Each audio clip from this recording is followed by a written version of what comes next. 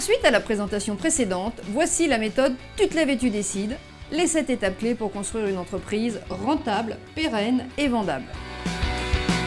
La première étape de la méthode est inspirer. Dans cette étape, vous allez devoir acquérir l'attitude et l'état d'esprit du chef d'entreprise, du leader, du manager. Acquérir le savoir-être nécessaire pour mettre en œuvre ensuite le savoir-faire. La deuxième étape est anticiper. Vous allez devoir apprendre à devenir proactif, prévoir l'avenir sur tous les domaines clés et pas seulement rester réactif et subir l'environnement. La troisième étape, c'est maîtriser. Il va falloir mettre en place des fondations solides pour votre business. Vous allez devoir maîtriser votre temps, prendre le contrôle de votre métier, de vos offres et vous assurer de la qualité de vos services et de la mesure de la satisfaction de vos clients.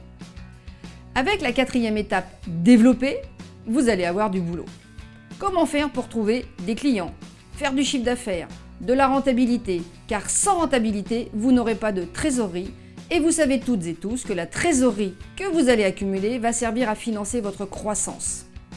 La cinquième étape, automatiser. C'est du travail permanent tout au long de la vie de votre entreprise.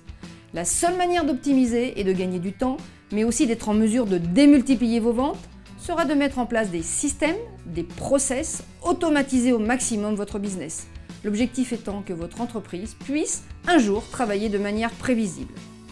Pour faire fonctionner vos systèmes, on passe à l'étape suivante, fédérer. Vous allez devoir recruter, intégrer, former, motiver, déléguer, communiquer, sanctionner les hommes et les femmes qui feront fonctionner vos systèmes.